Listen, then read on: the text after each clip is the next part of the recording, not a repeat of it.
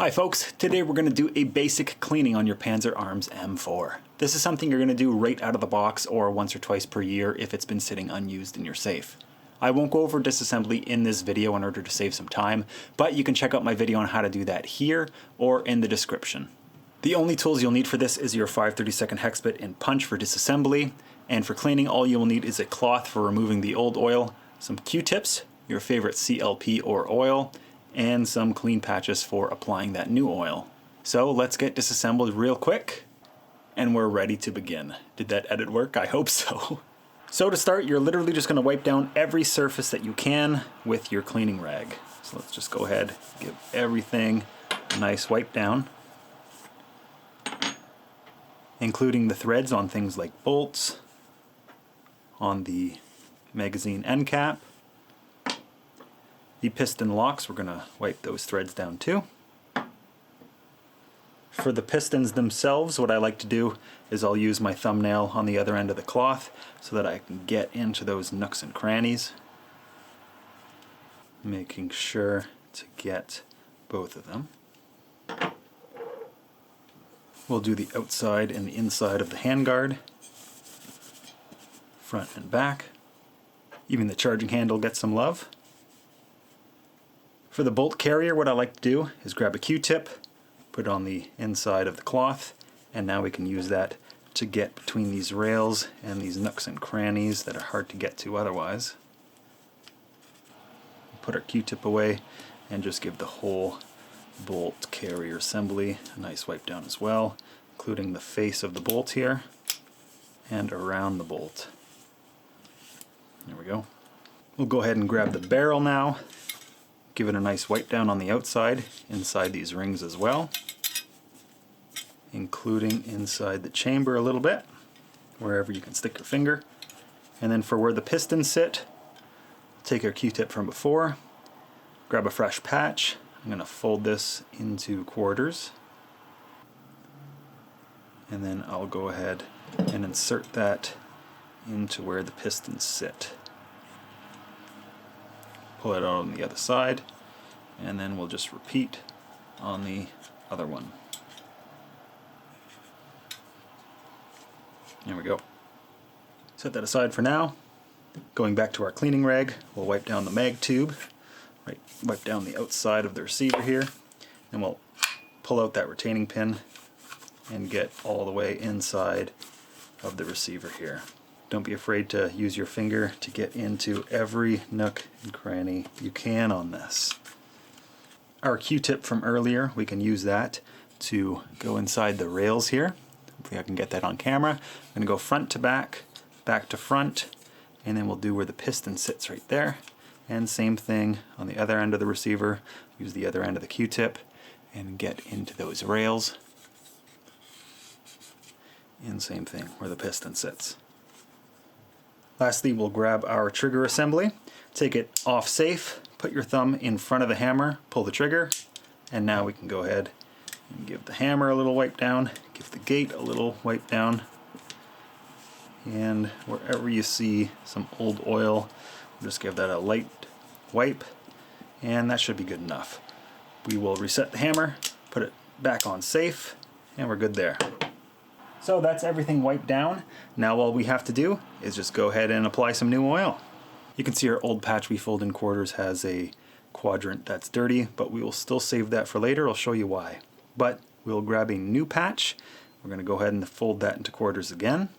Then we'll grab our CLP, and I'm just going to saturate that a little bit. Go ahead and fold that in on itself and just work that CLP in.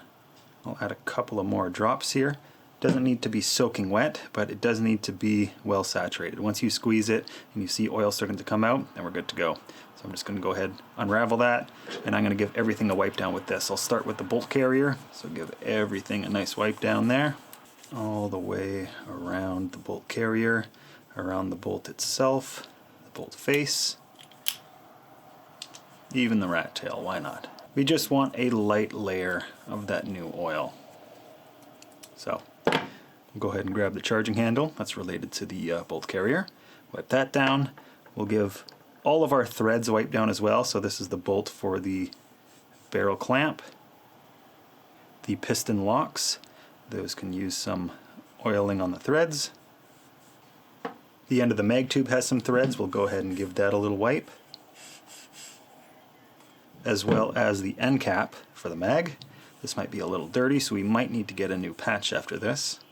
But before we do, I'm actually going to go ahead and fold that into quarters once more.